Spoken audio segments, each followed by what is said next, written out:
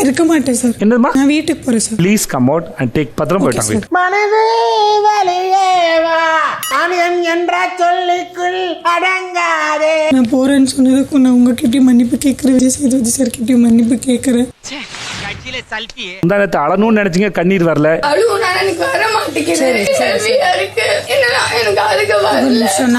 மூஞ்சி மட்டும் தான் வேலை செய்து, மத்ததெல்லாம் அப்படியே இருக்கு. இன்னைக்கு அழக்கூடாதுன்னு நினைக்கிறீங்க, கண்ணீர் வருது. என்ன பண்றது? நம்ம வெகுளி தளத்தால பிளான் லீக் ஆயிருக்குமோ?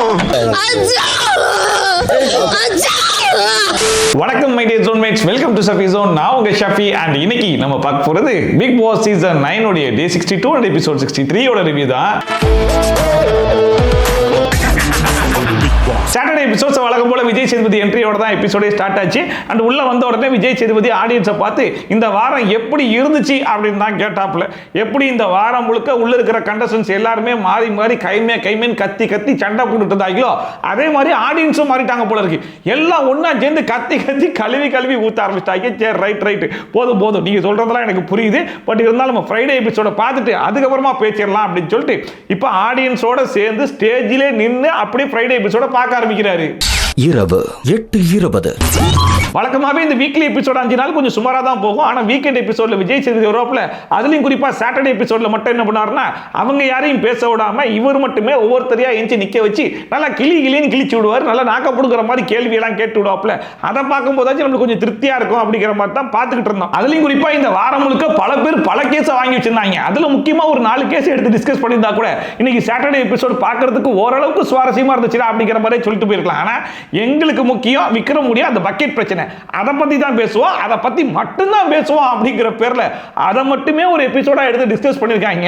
அதையாச்சும் உருப்படியா பேசினாங்கன்னு சொல்லி கேட்டா அதுவும் பிம்பிளிக்கு பிலாப்பியா தான் இருக்கு. கேட்ட பயன்படுத்தி விக்ரம் அங்கிருந்து எழுப்பினான்னு சொன்னாங்களா இல்லையா?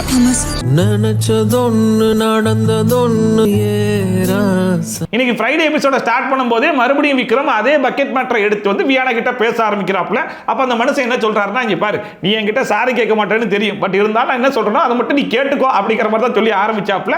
அப்ப அவர் என்ன சொல்றாருன்னா, ஒருத்தன் இன்னொருத்தன் கிட்ட எப்ப தெரியுமா சாரி கேட்க மாட்டான், ஈக்குவலா பார்க்காம இன்ஃபீரியரா பார்ப்பான் தெரியுமா, அப்பதான் சாரி கேட்க மாட்டான். நீ அந்த மாதிரி கிடையாதுன்னு எனக்கு தெரியும். அதனால என்ன சொல்றேன்னா, நீ என்கிட்ட சாரி கேட்டு, தயவு செஞ்சு சொல்றேன் என்கிட்ட சாரி கேட்டு, ஓ நல்லதுக்கு தான் சொல்றேன் சாரி கேட்டு அப்படிங்கிற மாதிரி. ஒரு சாரியை ஒரு மனுஷன் இவ்வளவு கெஞ்சி இன்னொருத்தன் கேட்பாங்களா அப்படிங்கிற மாதிரி தான் இருந்துச்சு.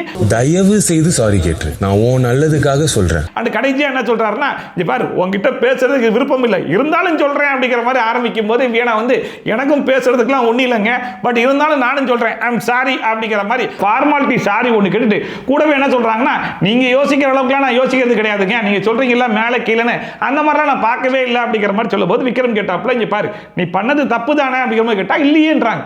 2 நாளைக்கு முன்னாடி நான் பண்ணாத தப்ப பண்ணேன்ற மாதிரி சொன்னீங்க, அப்ப நான் பொய் சொன்னேன்னு சொல்றீங்களா அப்படிங்கிற மாதிரி கேட்டா ஆமான்னாப்ல. அப்படி உங்களுக்கு தோடுதா அப்படிங்கிற கேட்டா ஆமான்னாப்லையா, அப்ப அப்படியே வச்சுக்கோங்க அப்படிங்கிற மாதிரி சொல்றாங்க. அப்ப சாரி கேளுமா அப்படின்னு சொல்லிட்டு மறுபடியும் அந்த மனுஷன் சாரி கேட்க சொல்றாப்ல. இப்பதானே சாரி கேட்டேன், அது நீ மனசார கேட்கல, நீ மனசார சாரி கேளு அப்படிங்கிற மாதிரி கேட்டோன்னே சரி ஓகே ஃபீல் பண்ணி சாரி கேட்கிறேன் ஐ எம் சாரி அப்படிங்கிற மாதிரி மறுபடியும் வியானா சாரி கேட்டதுக்கு அப்புறமா தான் விக்ரம் அந்த இடத்த விட்டே போறாப்ல. எனக்கு எவ்வளவு அசிங்கமா இருக்கும் நினைச்சு பாருங்க வியானா. சாரி. ஆனா வியானாவுமே பாருங்க, நேற்று அவங்களே தான் விக்ரம் கிட்ட போயிட்டு நான் கேட்ட கேள்வி தப்பான கேள்வி தான், பட் இருந்தாலும் அதுக்கு நான் சாரி கேட்க மாட்டேன், ஏன்னா அந்த கேள்விக்கு ஒருத்தங்க கமெண்ட் அடிச்சாங்க, அந்த கமெண்ட்டுக்கு நீங்க ரியாக்ட் பண்ணல பாத்தீங்களா, அதனால தான் சாரி கேட்க மாட்டேன் அப்படிங்கிற மாதிரி சொன்னாங்க. இப்போ நான் கேட்ட கேள்வியே தப்பு இல்லைன்ற மாதிரி பேசிட்டு இருக்காங்க. என்னங்க வேணும் உங்களுக்கு? இப்போ நான் போய் சொன்னேனா உங்களுக்கு அப்படி தோணுதா? வச்சுக்கோங்க. விக்ரம் அந்த இடத்த விட்டு போன உடனே ரம்யா வந்து பார்வதி கிட்ட நீ என்கிட்ட என்ன சொன்ன, 2 நாளா அட்வைசர் எல்லாரும் பின்னாடியும் போயிட்டு பயங்கரமா வேலை வாங்கினாரு, இன்னைக்கு என்னன்னு தெரியல விக்ரம் அதே இடத்துல குத்த வச்சு உட்கார்ந்திருக்காரு, போய் என்னன்னு கேளுங்கன்ற மாதிரி சொன்னேன். நான் போய் கேட்டேன் அப்படிங்கிற மாதிரி சொல்லும்போது பார்வதி என்ன சொல்றாங்கன்னா, அது கிடையாதுங்க, நம்ம பிளான் என்ன அப்படிங்கிற மாதிரி ஆரம்பிச்சாங்க. இது நம்ம பிளானா, என்ன பிளான் போட்டு அது ஓ பிளான் சொல்லி இந்த பிளானுக்குள்ள நான் வரவே இல்லை அப்படிங்கிற மாதிரி ரம்யா ஒரு பக்கம் சொல்றாங்க. அதுக்கு வந்து பார்வதி என்ன சொல்றாங்கன்னா, அந்த பக்கெட் யாரோடது அப்படிங்கிற மாதிரி விக்ரம் போய் எல்லார்கிட்டையும் கேட்கணும், ஸோ விக்ரமா அந்த இடத்த விட்டு நகர்த்தணும், அதுதான் நம்முடைய பிளான், அது வந்து ரம்யாக்கு தெரிஞ்சுதான் பண்ணேன் அப்படிங்கிற மாதிரி பார்வதி சொல்றாங்க. ஆனா ரம்யா வந்து இந்த பிளான் எல்லாம் எனக்கு தெரியாது, இதை தான் என்கிட்ட சொன்னா அதுதான் எனக்கு தெரியும் அப்படிங்கிற மாதிரி அவங்க ஒரு பக்கம் சொல்ல ஆரம்பிச்சிட்டாங்க. நான் பிளான் சொல்லவே இல்லையே, எனக்கு தெரியாது இந்த பிளான். அப்ப ரம்யா வந்து வியானா கிட்ட உன்கிட்ட பார்வதி என்ன சொன்னா அப்படிங்கிற மாதிரி கேட்கும் போது அங்க இருந்து விக்ரம் கனியெல்லாம் வந்துட்டாங்க. அவ வியானா என்ன சொல்றாங்கன்னா, பார்வதி இந்த மாதிரி என்கிட்ட வந்து அந்த Dress யாரோடது அப்படிங்கிற மாதிரி கேட்டாங்க. அது என்னோடது தான் அப்படிங்கிற மாதிரி நான் பார்வதி கிட்டே சொல்லிட்டேன் அப்படிங்கிற மாதிரி அவங்க சொல்றாங்க. அதுக்கப்புறமா தான் பார்வதி வந்து ரம்யா கிட்ட அந்த Dress யாரோடதுனே தெரியல, விக்ரம் போய் கேட்க சொல்லுங்க அப்படிங்கிற மாதிரி சொல்லிருக்காங்க போல இருக்கு. அப்ப விக்ரம் வந்து வியானா தான் அவ Dressன்ற மாதிரி சொல்லிட்டால, அதுக்கப்புறம் யாரு Dressனே தெரியாது நீ ஏன் சொன்ன அப்படிங்கிற மாதிரி கேட்டா, அதுதானே கேம் பிளானே, எனக்கு தெரியும், இருந்தாலும் உங்களை அந்த இடத்தை விட்டு நகர்த்த வைக்கிறதுக்காக எல்லார்கிட்டையும் போய் கேட்க வைக்கிறதுக்காக தான் நான் பண்ணேன், இதை நான் தலையோட சேர்ந்து தான் பண்ணேன் அப்படிங்கிறத மறுபடியும் அவங்க சொல்றாங்க. ஆனா ரம்யா வந்து எனக்கு அதுக்கு சம்பந்தமே கிடையாது, என்கிட்ட வந்து இதுக்கு முன்னாடி நல்லா வேலை பார்த்துட்டு இருந்தாரு, இப்ப வேலை பார்க்காம ஒரே இடத்துல உட்கார்ந்திருக்காரு, அவரை கொஞ்சம் வேலை வாங்குங்க அப்படிங்கிற மாதிரி சொன்னாங்க. அதை நினைச்சு தான் நான் வந்தேன் அப்படிங்கிற மாதிரி ரம்யா ஒரு பக்கம் சொல்றாங்க. எதுவுமே எனக்கு தெரியாது. சரி, பாத்ரூம்ல ஒரு டப்பால திங்ஸ் இருக்கு, சீரியஸ்லி தெரியாது. ஆக மொத்தம் இந்த பக்கெட் பிரச்சனையை பொறுத்த வரைக்கும் பார்வதி சைடுல அவங்க என்ன சொல்றாங்க அப்படின்னா, இது முழுக்க முழுக்க கேம் பிளேக்காக போடப்பட்ட பிளான் தான், அதுவும் இந்த பிளானை ரம்யாவோட சேர்ந்து தான் நான் போட்டேன் அப்படிங்கிற மாதிரி அவங்க ஒரு பக்கம் சொல்றாங்க. ஆனா கடைசி வரைக்கும் ரம்யா அவ போட்ட பிளானுக்கும் எனக்கு எந்த விதமான சம்மந்தமே கிடையாது அப்படிங்கிற மாதிரி சொல்லிருக்காங்க. அண்ட் இப்ப வரைக்குமே இந்த பிளானை வந்து பார்வதி ரம்யாவோட சேர்ந்து போட்ட மாதிரி தான் பேசியிருந்தாங்கல்ல. அதனால விக்ரம் என்ன சொல்றாருன்னா, பாத்தியா வியானா, அடுத்து நம்ம 2 பேர் தான் அடிச்சுக்கிட்டோம், இதுல அஃபெக்ட் ஆனதே நம்ம 2 பேர் தான் அப்படிங்கிற மாதிரிலாம் சொல்லிட்டு இருந்தாப்ல. இது வந்து தலையோட சேர்ந்து பண்ணதெல்லாம் எப்படிப்பட்ட விஷயமா இருக்கும் பாரு அப்படிங்கிற மாதிரி சொன்ன உடனே ரம்யா கோவந்துச்சு. உங்களுக்கு தெரியுமா நானும் சேர்ந்து தான் பிளான் போட்டேன்னு உங்களுக்கு தெரியுமா, உங்ககிட்ட ப்ரூஃப் இருக்கா அப்படிங்கிற மாதிரி கேட்டா, ப்ரூஃபே பார்வதி தான் அப்படிங்கிற மாதிரி சொல்றாப்ல. இதுக்கு முன்னாடி வரைக்கும் பார்வதி பேசுறதெல்லாம் உருட்டு அப்படிங்கிற மாதிரி சொல்லிட்டு இருந்தது விக்ரம் தான். இப்ப பார்வதி சொல்றது அப்படியே நம்பக்கூடிய ஆளாவும் விக்ரம் தான் இருக்காப்ல. அப்ப ரம்யா என்ன சொன்னாங்கன்னா, நாளைக்கு மட்டும் இது ப்ரூஃப் ஆயிடுச்சுனா நீங்க என்ன செருப்ப கழட்டி கூட அடிங்க, நான் பாத்துக்கிறேன் அப்படிங்கிற மாதிரி சொல்லிட்டு போறாங்க. செருப்பெல்லாம் நல்லா அடிக்க முடியாதுங்க அப்படின்னு சொல்லிட்டு அதுக்கு விக்ரம் வேற கவுண்டர் கொடுத்துட்டு இருக்காப்ல. வச்சுக்கோங்க, நாளைக்கு பிளான் இருந்தா உங்க செருப்பால நான் அடி வாங்குறேன். நான் அடிக்க மாட்டானா, சாரி சரியா. ஆக்சுவலா ரம்யா பொறுத்த வரைக்கும் அவங்க வந்து பயங்கரமா டிராமா பண்ணக்கூடிய ஒரு ஆள் தான், இந்த வீட்டுடைய டிராமா குயினே அவங்க தான், நிறைய சிம்பத்தி கிரியேட் பண்ணக்கூடிய ஆளு, அந்த மாதிரி நிறைய குற்றச்சாட்டுகள்லாம் அவங்க மேல இருந்தாலுமே இந்த விஷயத்துல ரம்யா சொல்றது ஓரளவுக்கு ஜெனியூனா இருக்கிற மாதிரி தான் எனக்கு என்னமோ தோணுச்சு. அவங்க என்ன சொல்றாங்கன்னா, பார்வதி வந்து பாத்ரூம் இன்சார்ஜ், ஸோ பாத்ரூம்ல ஒரு பொருள் இருக்கு, அது ஏன் அட்வைசர் கண்டுக்கவே மாட்டாரு, அவரை போய் என்னன்னு கேட்க சொல்லுங்க, அந்த மாதிரி தான் எனக்கு புரிஞ்சிச்சு தவிர்த்து இது கேம் பிளான், கேம்காக அவர் வந்து எதிக்க சொல்லுங்க, அதனால நாங்கள் நெக்லஸ் திருட முடியும், இந்த மாதிரிலாம் பிளான் போட்ட மாதிரி சொல்றாங்கல்ல, அதுக்கும் எனக்கு எந்த விதமான சம்பந்தமும் கிடையாது. அது ஒருவேளை நாளைக்கு ப்ரூஃப் ஆச்சுன்னா என்ன செருப்ப கழட்டி கூட அடிங்க அப்படிங்கிற மாதிரி சொல்றாங்கன்னா, நாளைக்கு வீக்கெண்ட் எபிசோடு இல்லைன்ற மாதிரி சொல்லி ஒரு குறும்படம் போட்டு காமிச்சு அதுல ப்ரூஃப் ஆச்சுன்னா இவங்க மூஞ்ச கொண்டு போய் எங்க வச்சுப்பாங்க அப்படிங்கிற வரைக்கும் கேள்விலாம் போகுது இல்லையா. ஸோ ரம்யா ஓரளவுக்கு அது வந்து ஜெனியூனா தான் சொல்றாங்களோ அப்படிங்கிற மாதிரி எனக்கு தோணிட்டு இருந்துச்சு. இன்னொரு பக்கம் பார்த்தா பார்வதி இதுக்கு முன்னாடி வரைக்கும் என்ன சொல்லிட்டு இருந்தாங்க, நானும் ரம்யாவும் சேர்ந்து போட்ட பிளான் தான் அப்படிங்கிற மாதிரி சொல்லிட்டு இருந்தாங்களே, இப்போ கூட இன்னொரு ஆளு செஞ்சுட்டாங்க, வியானாவும் அங்கதான் இருந்தா, அவளுக்கு நல்லா தெரியுமே அப்படிங்கிற மாதிரி சொல்லிட்டாங்க. அப்போ வியானா என்ன சொல்றாங்கன்னா, நானும் அங்கதான் இருந்தேன் இல்லைன்னு சொல்ல, ஆனா இந்த கேம் பிளேன் சொன்னாங்கல்ல அந்த வார்த்தை என் காதுல விழவே இல்லை, அவரை எந்திக்க வைக்கலாம் அப்படிங்கிற வார்த்தை மட்டும் தான் என் காதுலயே விழுந்துச்சு அப்படின்னு இப்ப சொல்றாங்க. ப்ளே பண்ண போறேன்னு தான் நான் பிளே அந்த வார்த்தையை நான் காதால கேக்குறீங்க. இது எப்படி இருக்குன்னா, நேத்து வியானா வந்து விக்ரம் கிட்ட ஒரு கேள்வி ஒன்று கேட்டிருப்பாங்க, அதாவது கையை விட்டு பாத்தியா அப்படிங்கிற மாதிரி கேட்கும்போது நீங்க என்ன பண்ணீங்க அப்படிங்கிற மாதிரி கேட்கும்போது விக்ரம் சொல்லியிருப்பாப்ல, எனக்கு காதலே விழலைங்க, நான் ஜோன் அவுட் ஆயிட்டேன் அப்படிங்கிற மாதிரி கேட்கும்போது, அது எப்படிங்க உங்க காதலே விழுந்திருக்காது, அதே இடத்துல தான் நீங்க இருந்தீங்க, அந்த இடத்துல மட்டும் நீங்க ஜோன் அவுட் ஆயிட்டீங்களா அப்படிங்கிற மாதிரிலாம் கேட்டிருப்பாங்க. ஆனா அதே வியானா அதே இடத்துல தான் இருந்தாங்களா, பார்வதி சொன்ன கேம் பிளே அப்படிங்கிற வார்த்தை மட்டும் அவங்க காதல விழலையாம மத்ததெல்லாம் விழுந்துச்சாமா. ப்ளே பண்ண போறேன்னு தான் நான் பிளே அந்த வார்த்தையை நான் காதால கேட்கல, நான் ஜோன் அவுட்ன்றாரு. இன்னொரு பக்கம் பார்வதி சொல்ற மாதிரி இது எல்லாத்தையுமே வந்து அவங்க கேம் பிளானுக்காக தான் பண்ணாங்க, கேம் பிளேல தான் பண்ணேன் அப்படிங்கிற மாதிரி சொன்னாலுமே அதை யாரை வச்சு பண்றாங்க அப்படிங்கிறது இருக்குல்ல. இப்போ எல்லாருமே கேரக்டர்ல இருக்காங்க, அப்போ ஒரு கேரக்டரை வச்சு பண்றது ஓகே, ஆனா அந்த கேரக்டருக்கு கூடிய பவர், கேப்டன் அப்படிங்கிற பவரை யூஸ் பண்ணி பண்ணணும் அப்படிங்கிற மாதிரி நினைக்கும் போது அதுவுமே தப்பு தானே. ஆனா அதை பத்தி எவனுமே பேச மாட்டாங்க. எதுக்கு சார் எந்திரிங்க சார், எந்திரிச்சு போய் கேளுங்க சார் அப்படி நான் எதுக்கு மம்பட்டறேன். அண்ட் இப்பயுமே விக்ரம் வந்து பார்வதி கிட்ட அவர் பண்ண தப்ப மறைச்சு பார்வதி தப்ப பெருசாக்கிறதுக்கு தான் பேசிட்டு இருக்காப்ல அப்படிங்கிறது நல்லாவே தெரியுது. நான் போய் கதவை மறைச்சது பேட் கேம் அப்படிங்கிற மாதிரி சொன்னீங்க, நேத்து அவ்வளவு பிரச்சனை நடந்திருக்கு, அங்க 2 பேருமே பயங்கரமா அஃபெக்ட் ஆயிருக்கும், அவ்வளவு எமோஷனலா டேமேஜ் ஆயிருக்கும், கேம் முடிஞ்சதுக்கு அப்புறமா வச்சு அது வந்து கேம் தான் அப்படிங்கிற மாதிரி சொல்லிருக்கலாம்ல, நீங்க ஏங்க சொல்லல, இதுல எல்லாத்துலயும் பெரிய வில்லனே நீங்க தாங்க அப்படிங்கிற மாதிரி பார்வதி பார்த்து சொல்றாப்ல.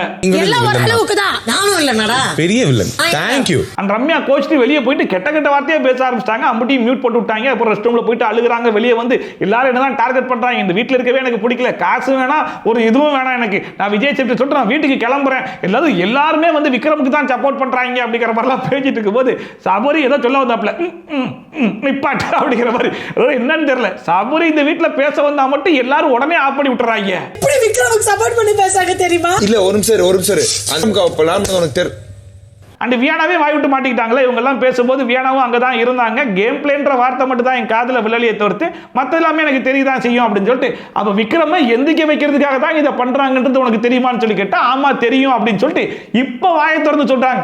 இவ்வளோ பெரிய பிரச்சனை போச்சு, அப்பெல்லாம் வந்து எனக்கு தெரியும்னு சொல்ல இப்பதான் ஒத்துக்கவே செய்யறாங்க. ஏன்னா நாளை பின்ன இது பெரிய பிரச்சனை குறும்படணும் போட்டு காமிச்சா வியானா பச்சையா மாட்டிப்பாங்க இல்லையா, அதனால அக்செப்ட் பண்ணிக்கிறாங்கன்றது நல்லாவே தெரிஞ்சிச்சு. அந்த கூடவே கணில நினைக்க ஆரம்பிச்சிட்டாங்கன்னா நேத்து வந்து ஜோன் அவுட் ஆயிட்டாருன்ற மாதிரி அவரை சொன்னியம்மா, இப்போ நீ மட்டும் கேம் பிளேன்ற வார்த்தை உன் காதுல விழலன்னு சொல்றியா, அது என்ன அர்த்தம் அப்படிங்கிற மாதிரிலாம் கேட்டா மறுபடியும் வியானாக்கு இருக்கிறது அது ஒரே ஒரு பாயிண்ட் தான் அப்படிங்கிற மாதிரி சுத்தி வளைச்சு அங்கேயே வந்து நிற்கிறாங்க. இதெல்லாம் கேட்க தெரியுது, அதுக்குள்ள கைவிட்டு பாத்தியா அப்படிங்கிற ஒரு கமெண்ட் அடிச்சாங்களே, அதை எவனும் ஒத்துக்க மாட்டாங்க, எவனும் கேட்க மாட்டாங்க அப்படிங்கிற மாதிரி சொன்னதே திருப்பி திருப்பி சொல்லிட்டு இருந்தாங்க. இதுல விக்ரம் வந்து சுபிக்ஷா தான் கரெக்டா அட்ரஸ் பண்ணா, அவளுக்கு ஒரு கிளாப்பை போடு, வியானாக்கு ஒரு கிளாப்பை போடுன்ற மாதிரி சொன்னோன்னே எனக்கெல்லாம் ஒன்று கிளாப் பண்ணா, நான் கிளம்புறேன் அப்படின்னு சொல்லிட்டு வழக்கமா எங்கேயும் பாயிண்ட் பேச முடியல மாட்டிக்கிட்டோம் அப்படின்னா கோச்சிட்டு கிளம்புவாங்க இல்லையா, அந்த மாதிரி கிளம்பிட்டாங்க.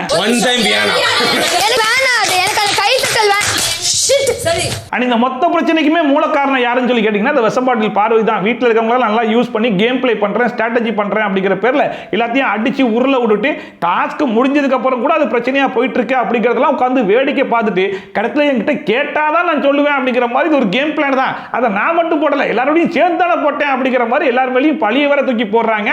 அண்ட் இப்ப வீட்டில் இருக்கிற எல்லாருமே பார்வதி சொல்றது தான் உண்மை அப்படிங்கிற மாதிரி நம்புறாங்க. அதுல முக்கியமான ஆள் வந்து விக்ரம். இதுக்கு முன்னாடி வரைக்கும் விக்ரம் பார்வதி சொல்றதெல்லாம் நம்ப மாட்டாப்ல, ஆனா அவருக்கு சாதகமா ஒரு விஷயம் வருதுன்னு அப்படியா அப்ப பார்வதி சொல்றதான் கரெக்ட் அப்படிங்கிற மாதிரி நம்புறாப்ல.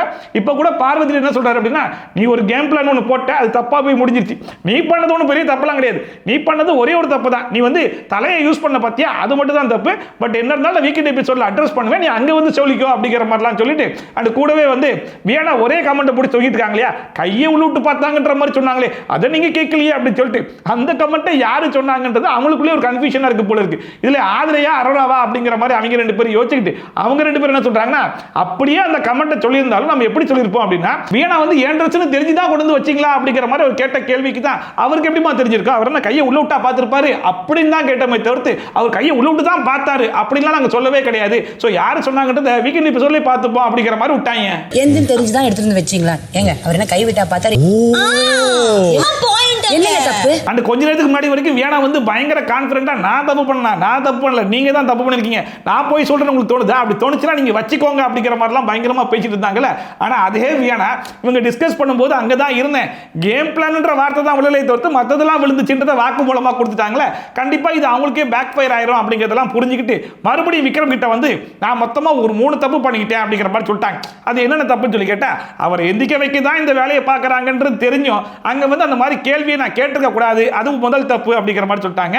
அண்ட் ரெண்டாவது வந்து பார்வதி வந்து என்கிட்ட கேட்டுட்டா, அது ஏன் ட்ரெஸ் தான்றத பார்வதி கிட்டே சொல்லிட்டேன், அப்ப அங்க நிக்கிற பார்வதி கிட்ட தான் கேட்டுக்கணுமே தவிர்த்து உங்ககிட்ட கேட்டக்கூடாது, அண்ட் வந்து தலையா இருக்கிற ரம்யா கிட்ட தான் கேட்டுக்கணுமே தவிர்த்து உங்ககிட்ட கேட்டக்கூடாது, இது எல்லாமே நான் பண்ண தப்பு தான் அப்படிங்கிற மாதிரி சொல்லி இப்ப மனசார சாரி கேட்கறாங்களாமா. Seriously I am very sorry. இப்போ எதுக்காக வியானா வந்து இங்கேயே அக்செப்ட் பண்ணிக்கிறாங்க அப்படின்னு சொல்லி கேட்டீங்கன்னா, விக்ரம் விடமாட்டாப்ல கண்டிப்பா வீக்கெண்ட் எபிசோடுக்கு இந்த விஷயத்தை கொண்டு வருவார் அப்படிங்கிற விஷயம் நல்லாவே தெரிஞ்சு போச்சு.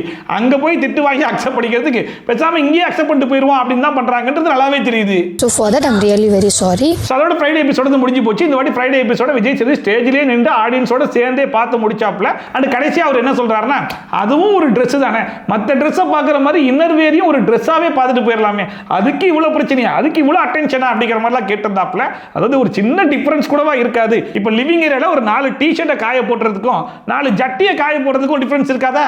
எல்லா துணியும் போல அதுவும் துணி தானே, அதை அப்படி பார்க்கணுமான்னு எனக்கு தெரியல. அண்ட் விஜய் சேது நேரா உள்ள போனோடனே இந்த வாரம் வந்து ஆதிரையோட ரீஎன்ட்ரி இல்லையா, ஸோ முதல்ல அவங்களுக்கு அட்ரஸ் பண்ணி ஒரு வெல்கம் பேக் சொல்லிடலாம் அப்படின்னு சொல்லிட்டு ஆதிரைக்கு வந்து வெல்கம் பேக் கங்க்ராச்சுலேஷன்லாம் சொல்லி உட்கார வச்சுட்டு நேராக டாஸ்க்கை பற்றி பேசலாம் அப்படிங்கிற மாதிரி வந்தாப்புல. இந்த வாரம் டாஸ்க்குன்னு ஒன்று கொடுத்து அதில் நெக்லஸை கொடுத்து அதை வச்சு விளாட சொன்னா நீங்கள் பக்கெட்டை வச்சு விளாடுறீங்களா அப்படின்னு சொல்லி அந்த பக்கெட்டை கொஞ்சம் ஹைலைட் பண்ண உடனே அங்கே இருக்கிற 50 பேருக்கு தெரிஞ்சு போச்சு, சரி ரைட்டு பக்கெட் இஷ்யூ தான் ஃபர்ஸ்ட்டாக பேச போறாரு போல இருக்கு, நம்ம எல்லாரும் அடி வாங்குறதுக்கு ரெடி ஆகிடலாம் அப்படிங்கிற மாதிரி ரெடி ஆகிட்டாங்க. இந்த இஷ்யூவை யார் ஸ்டார்ட் பண்ணி வச்சாங்களோ அவங்களிருந்து ஸ்டார்ட் பண்ணலாம் அப்படிங்கிற மாதிரி சொன்னால் இப்பயுமே பார்வதி யாருப்பா அப்படிங்கிற மாதிரி பார்த்துட்டு இருக்காங்க, நீ தான் எந்திரி அப்படிங்கிற மாதிரி எதிர்க்க வச்சாங்க. அண்ட் பார்வதி அந்த இஷ்யூவை சொல்றதுக்கு முன்னாடி நான் சில விஷயங்களை சொல்லிக்கிறேன் அப்படிங்கிற பேர்ல நீங்க எவ்வளவு சொன்னாலும் திருந்தவே மாட்டீங்களா?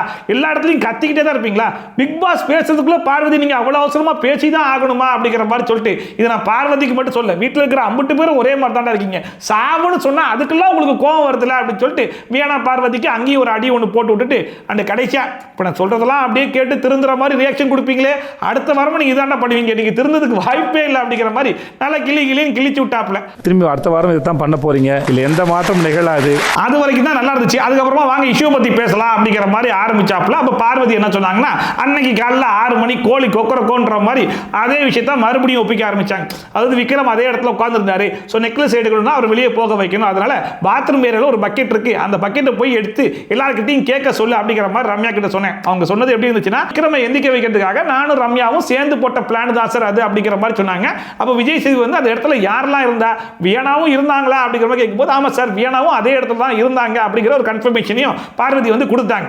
அப்போ ரம்யா கிட்ட கேட்கும்போது ரம்யா என்ன சொல்றாங்கன்னா, இங்க பாருங்க சார், அவங்க சொன்னதுல பாதி தான் உண்மை பாதி போய்.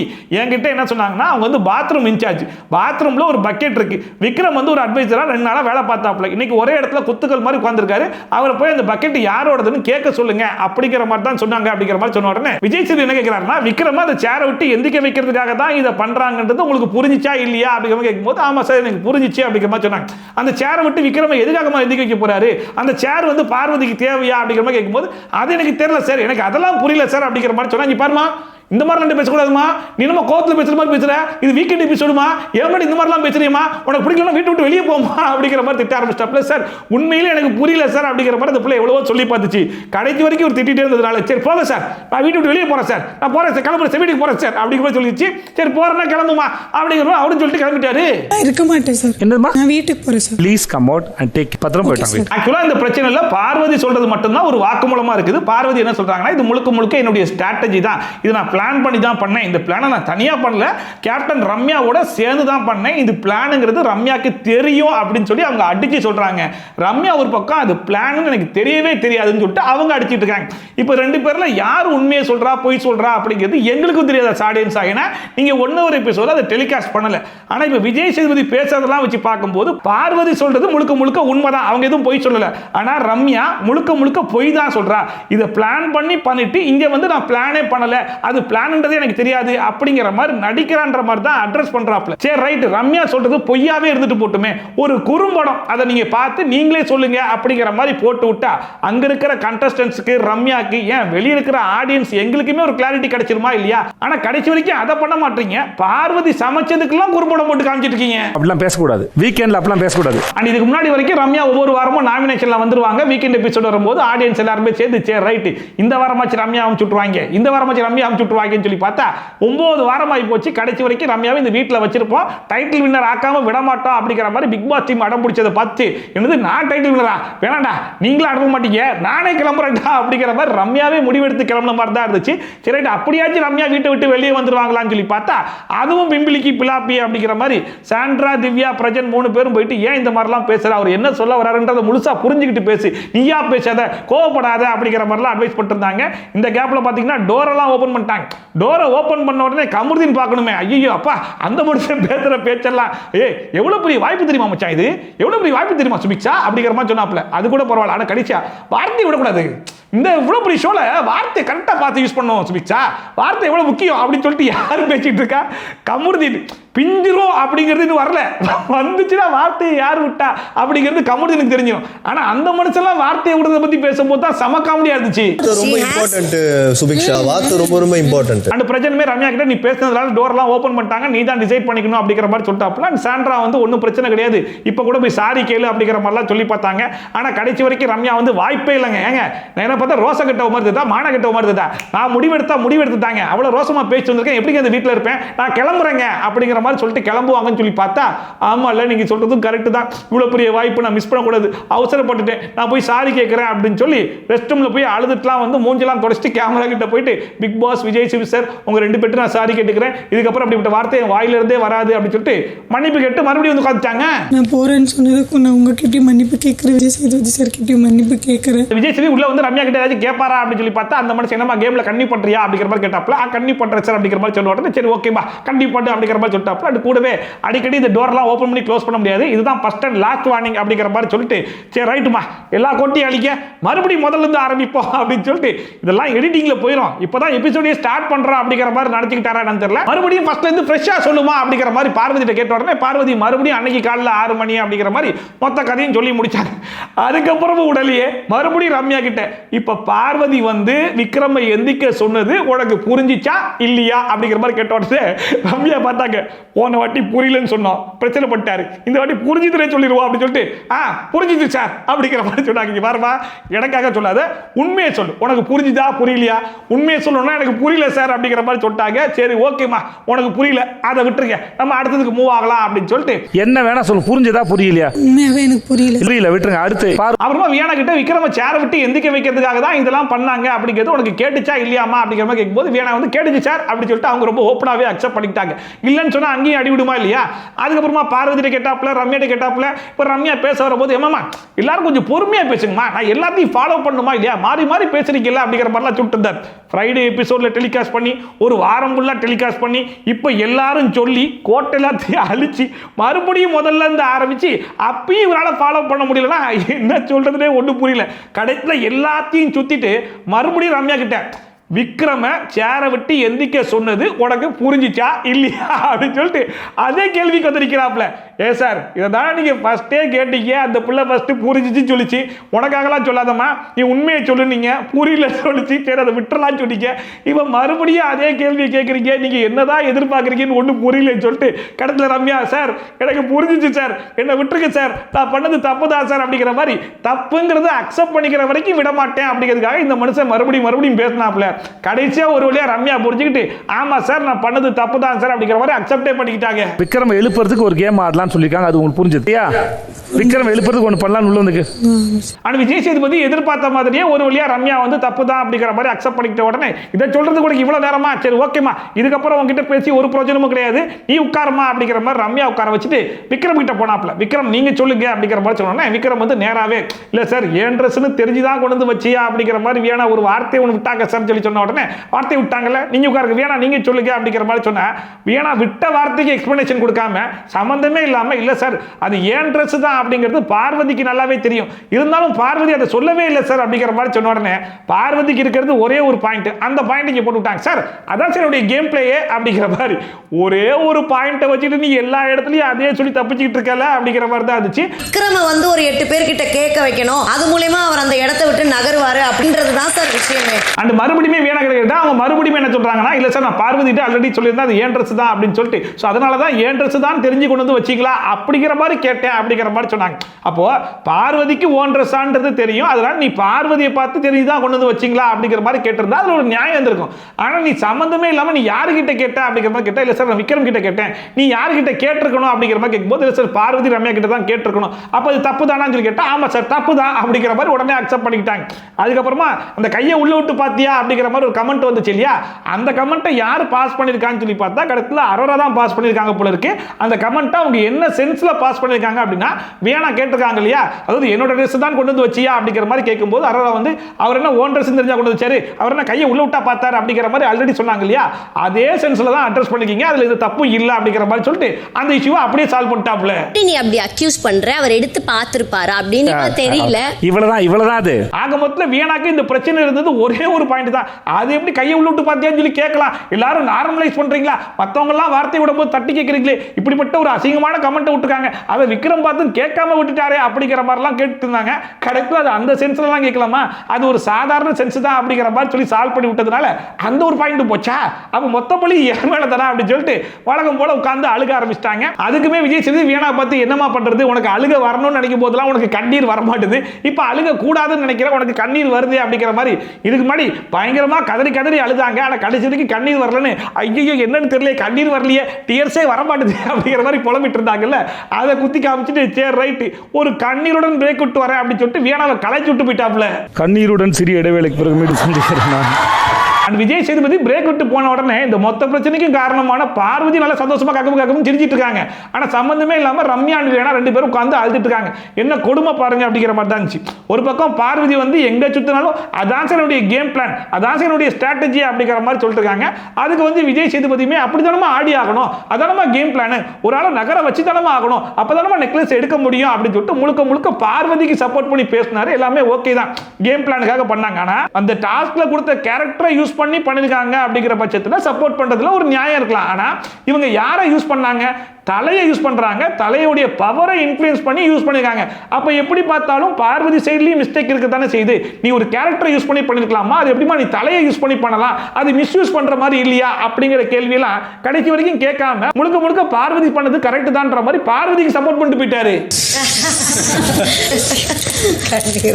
இதுல வர பார்வதி இப்பயுமே அவங்க ரெண்டு பேருக்கும் அது பிளானுங்கிறது தெரியதான் செய்யும் அப்படிங்கிற மாதிரி அடிச்சு சொல்லிட்டு இருக்காங்க. இன்னொரு பக்கம் வியானாலாம் எனக்கு என்ன ஒண்ணுனா அது பிளானுங்கிறது எனக்கு இப்ப வரைக்கும் புரியவே இல்லை அப்படிங்கிற மாதிரி அவங்க சொல்லிட்டு இருக்காங்க. வியானாக்கே புரியலனா அப்ப ரம்யா யோசிச்சு பாருங்க. இட்ஸ் லைக் இவ்ளோ பெருசுன்றது எனக்கு அக்னாலஜ் ஆகல. அப்புறமா ஆடியன்ஸ் சைடுல இருந்து ஒரு லேடி விஜய் சேதுபதி கிட்ட ஒரு क्वेश्चन ஒன்னு கேட்டாங்க. அதாவது இந்த ஷோ மேல நிறைய விமர்சனம் இருக்க தான் செய்யுது, கண்டஸ்டன்ட்ஸ் மேல விமர்சனம் இருக்க தான் செய்யுது, அவங்களெல்லாம் கழுவி ஊத்துறாங்க, அவங்க மேல எல்லாம் வன்மம் இருக்குது, ஓகே. ஆனா இந்த ஷோவுடைய ஹோஸ்ட் ஆகி உங்க மேல விமர்சனம் இருக்குது, அதை நீங்க எப்படி பாக்குறீங்க அப்படிங்கிற மாதிரி கேட்கும்போது நிறைய கழுவி கொட்டுங்க, நிறைய வன்மத்தை காட்டுங்க, நான் வரவேற்கிறேன் அப்படிங்கிற மாதிரிலாம் சொல்லிருந்தாப்ல. அண்ட் இந்த ஷோ வந்து ரொம்ப நேர்மையா நடக்குதா. அண்ட் கடைசியா என்ன சொல்றாருன்னா ஒரு வாரம் முழுக்க நிறைய பிரச்சனைகள் நடந்திருந்தாலும் அந்த பிரச்சனைல எது முக்கியமான பிரச்சனை அப்படிங்கிற மாதிரி செலக்ட் பண்ணி அதை தான் அட்ரஸ் பண்ண முடியும் அப்படிங்கிற மாதிரி சொல்லிட்டு இருந்தாப்ல. அதை பார்க்கும்போது ஆமா ஆமா நல்ல விஷயம் தான், ஆனா அதை நீங்க இந்த எபிசோட்ல சொல்லாம விட்டுருக்கலாம் போ அப்படிங்கிற மாதிரி இருந்துச்சு. ஏன்னா இந்த வாரம் முழுக்க வேற எந்த பிரச்சனையும் நடக்கல, இந்த பக்கெட் பிரச்சனை தான் முக்கியமான பிரச்சனை நினைச்சு இன்னைக்கு ஒரு நாள் ஃபுல்லா அட்ரஸ் பண்ணிருக்கீங்க, அது ரொம்ப பெருமையா வேற சொல்லிக்கிறீங்களான்ற மாதிரி தான் இருந்துச்சு. எது முக்கியமானதோ அதை எடுத்து அட்ரஸ் பண்ண வேண்டியது எங்களோட வேலை. அப்புறமா விஜய் சேதுபதி உள்ள போனதுக்கு அப்புறமா கண்டஸ்டன்ஸ் கிட்ட ஒரு சுவாரஸ்யமான கேள்வி விட்டு கேட்டார். அதாவது வீக்கெண்ட் எபிசோடுக்கு நான் ட்ரெஸ் பண்ணிட்டு வரும்போது நான் ரொம்ப கெத்தா ஃபீல் பண்ணுவேன், இந்த மாதிரி போஸ்ட் கொடுக்கலாமா அந்த மாதிரி போஸ்ட் கொடுக்கலாமா அப்படிங்கிற மாதிரிலாம் எனக்கு தோணும். நீங்க வீக்கெண்ட் எபிசோட்ல சூப்பரா ட்ரெஸ் பண்ணிட்டுலாம் வரீங்கல்ல, அது ட்ரெஸ் பண்ணும்போது உங்களுக்கு எப்படிப்பட்ட ஃபீல் கொடுக்கும் அப்படிங்கிற மாதிரி கேட்டாப்ல. என்ன ஒரு இன்ட்ரெஸ்டிங்கான கேள்வி அப்படிங்கிற மாதிரி பார்த்தேன். அண்ட் எல்லாருமே வகையான ஆன்சர்ஸ்லாம் வந்து சொல்லிட்டு தான். நான் வந்து ஆக்டர் மாதிரி ஃபீல் பண்ணுவேன், ஹீரோ மாதிரி ஃபீல் பண்ணுவேன், கமர்தினா நான் மாப்பிள்ளை மாதிரி ஃபீல் பண்ணுவேன் அப்படிங்கிற மாதிரி சொல்லிட்டு. அப்ப வேற விஜய் சேதுபதி உங்களுக்கு வெளியே பயங்கரமான கேர்ள்ஸ் ஃபேன்ஸ்லாம் இருக்காங்க அப்படிங்கிற மாதிரி சொன்னா எல்லாரும் பயங்கரமா கத்தலாம் செய்றாங்க. அதுக்கு பார்வதி ஒரு மாதிரி ரியாக்ஷன் கொடுக்காங்க. இன்னொரு பக்கம் அரோராலாம் இவனுக்கு வெளியே ஃபேன்ஸ் இருக்காங்களா, இந்த வாரம் முழுக்க இவனை கழுவி ஊத்துனேனே அதை மீறியுமா ஃபேன்ஸ் இருக்காங்க அப்படிங்கிற மாதிரிலாம் பார்த்துட்டு இருந்துச்சு. இதுல கொடுமை என்னன்னு சொல்லி பார்த்தீங்கன்னா அரோரா எஞ்சி நிற்கும் போது 50 பேர் கை தட்டுறாங்க. அப்ப இந்த சீசன் எவ்வளவு கிரிஞ்சா போயிட்டு இருக்கு பாருங்க. அரோராவும் கமர்தினும் எந்த ஒரு வகையிலும் குறைஞ்சவங்க கிடையாது, ரெண்டும் ஒரே மாதிரி கேட்டகரி தான். ஆனா இவங்க ரெண்டு பேருக்குமே வெளியே இருக்கவங்க கை தட்டுறாங்கன்னா என்ன சொல்றதுனே ஒன்றும் புரியலையன்ற மாதிரி தான் இருந்துச்சு. இப்படி எல்லாருமே சொல்லி முடிச்சதுக்கு அப்புறமா கடைசியா என்ன சொன்னாருன்னா, அதாவது வீக்கெண்ட் எபிசோடுக்கு ட்ரெஸ் பண்ணிட்டு வரதுக்கே நீங்க இப்படி எல்லாம் ஃபீல் பண்றீங்க, ஆனா பிக் பாஸ் உங்களுக்குலாம் ஒரு டாஸ்கை உருவாக்கி உங்களுக்கு ஒரு காஸ்டியூம் கொடுத்து அந்த டாஸ்க்ல பெர்ஃபார்ம் பண்ண சொன்னா அதை மட்டும் ஏன்டா பண்ண மாட்டீங்க அப்படிங்கிற மாதிரி அந்த கேள்வி கேட்டதுக்கான காரணம் இதுதான் அப்படிங்கிற மாதிரி வந்து நின்னாப்ல. இதுல சுபிக்ஷா கிட்டலாம் 3 நாள் விளையாடி இருக்கேன், இந்த 3 நாள்ல நீ எத்தனை நாள் கேரக்டர்ல இருந்த அப்படிங்கிற மாதிரி கேட்டேன். அந்த பிள்ளை ஃபர்ஸ்ட் டே 2வது நாள் இருந்தோம், முதல் நாள் இருந்தோம் சொல்லிட்டு ஒரு 1/4 மணி நேரம் யோசிச்சுட்டு இருந்துச்சு. சரி ஓகேமா நீ உட்காந்து பொறுமையா யோசி அப்படிங்கிற மாதிரி உட்கார வச்சுட்டு இந்த டாஸ்க்ல கேரக்டரா நல்லா பெர்ஃபார்ம் பண்ணாங்களா இல்லையான்றது தெரியல. பட் பார்வதியும் விக்ரமும் கடைசி வரைக்கும் அந்த வாய்ஸ் மாடுலேஷன் மட்டும் விடாம அதே மாதிரி பேசிட்டு இருந்தாங்க இல்லையா. ஸோ அவங்க 2 பேருக்கு என்னுடைய பாராட்டுகள் அப்படிங்கிற மாதிரி இந்த டாஸ்க்லயே அவங்க 2 பேர் தான் நல்லா பெர்ஃபார்ம் பண்ணாங்கன்ற மாதிரி பாராட்டினாப்ல. பாராட்டு விக்ரமுக்கும் பாருக்கு சேர்த்த அந்த பாராட்டு 2 பேரோட பெர்ஃபார்மன்ஸ் எனக்கு ரொம்ப பிடிச்சிருந்தது. அண்ட் இதுல எஃப்ஜே கிட்டலாம் கேட்டா எஃப்ஜே அங்க உருட்டுனா அதே கதையை தான் இங்கேயும் வந்து உருட்டிட்டு இருக்காங்க. சார் என்னுடைய கேரக்டர் வந்து இன்ட்ரோவர்ட் கேரக்டர் சார், அதனால எங்கேயாச்சும் போய் அமைதியா உட்காந்து பேசுற அப்படிங்கிற மாதிரி சொன்னோன்னா, ஏன்டா இன்ட்ரோவர்ட் கேரக்டர்னா மற்றவன்லாம் பயங்கரமா கூச்சி என்னமோ பெர்ஃபார்ம் பண்ணிருக்கேன், நீ போய் இன்ட்ரோவர்ட் அமைதியா உட்காந்துக்கிட்டா நீ எங்க ஸ்கோர் பண்ண முடியும் அப்படிங்கிற மாதிரி கேட்டா ஆமா சார் தப்புதான் சார் அப்படின்னு சொல்லிட்டு ஏதாச்சும் ஒன்று கேட்டா உடனே புரிஞ்ச மாதிரி ரியாக்ட் பண்ணிடுறாங்க. அண்ட் இதுல வந்து ஆதரை வந்து I tried my best, I give my best, but அவங்க ஒப்பீனியன் அது அப்படிங்கிற மாதிரிலாம் போட்டிருந்தாங்கல்ல. நான் கொடுக்க வேண்டிய பெஸ்ட்டை கொடுத்துட்டேன், பட் இருந்தாலும் அவங்களுடைய ஒப்பீனியன் அந்த மாதிரி இருக்கிறான், என்ன பண்றது அப்படிங்கிற மாதிரி சொல்லிருந்தாங்க. பட் இப்போ கேட்கும்போது எனக்கே என் கேரக்டர் மேல ஒரு செல்ஃப் டவுட் இருக்கதான் சார் செஞ்சிச்சு அப்படிங்கிறது சொல்றாங்க. செல்ஃப் டவுட் இருந்துச்சுன்ற மாதிரி சொல்றேன், அப்ப பெஸ்ட்டை கொடுத்தேன்னு சொல்றீங்க, 2 கான்ட்ராடிக்டா இருக்குதுன்னு சொல்லி கேட்டா இல்ல சார் அதுலயும் என்னுடைய பெஸ்ட்டை தான் சார் கொடுத்தேன் அப்படிங்கிற மாதிரி சம்மந்தம் எல்லாம் பேசிட்டு இருந்துச்சு. விஜய் சேதுபதி பார்த்தாப்புல சரி ரைட் இவங்க கிட்ட பேசினா நம்மளும் பைத்தியம் ஆயிரும் அப்படின்னு சொல்லிட்டு பேசிக்கிட்டு இருக்கும் போதே சரி ஓகேப்பா நாளைக்கு மீட் பண்றேன் பாய் அப்படின்னு சொல்லிட்டு கிளம்பிட்டாரு. நீங்க பேச வைக்காதீங்க, நான் நாளைக்கு பேசுறேன், டாடா பாய். அண்ட் இந்த வாரம் முழுக்க வியானா பயங்கர ஓவர் கான்ஃபிடென்ட்ல நான் பண்ணதெல்லாம் சரி கை விட்டு பார்த்தியான்ற கமெண்ட் தான் தப்பு, அதை கேட்காத நீங்க தான் தப்பு அப்படிங்கிற மாதிரிலாம் பேசிட்டு இருந்தாங்க. வீக்கெண்ட் எபிசோட்ல விஜய் செய்தி சொன்னதுக்கு அப்புறமா ஐயோ அப்ப நம்ம பண்ணதான் தப்பு அப்படிங்கிறத உடனே ரியலைஸ் பண்ணி விக்ரம் கிட்ட போய் சாரி கேட்கிறேன் அப்படிங்கிற பேர்ல அவர் கட்டி பிடிச்சி ஒரு அரை மணி நேரமா ஃபீல் பண்ணிட்டு இருந்தாங்க.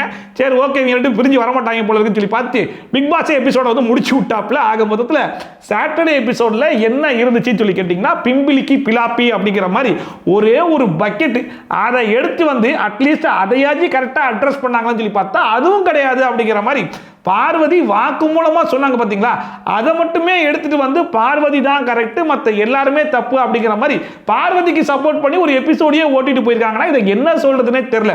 சிம்பிளா என்ன பண்ணிருக்கலாம், அங்க என்ன நடந்துச்சு அப்படிங்கறத காட்டவே இல்லை, ஆடியன்ஸ்க்கும் தெரியாது. இப்ப பார்வதி வாயால சொல்றாங்க, அதுக்கு வந்து ரம்யா இல்லைன்னு சொல்றாங்க, ரெண்டுமே கான்ட்ரடிக்டா இருக்கு. இதை எப்படி நீங்க கிளாரிஃபை பண்ணலாம்? ஒரு வீடியோ போட்டு காமிச்சு அந்த குறும்படம் போட்டு காமிச்சதுக்கு அப்புறமா இப்ப பேசுங்க பார்ப்போம் அப்படிங்கிற மாதிரி சொல்லியிருந்தா யாராலேயாச்சும் மாத்தி பேசிருக்க முடியுமா?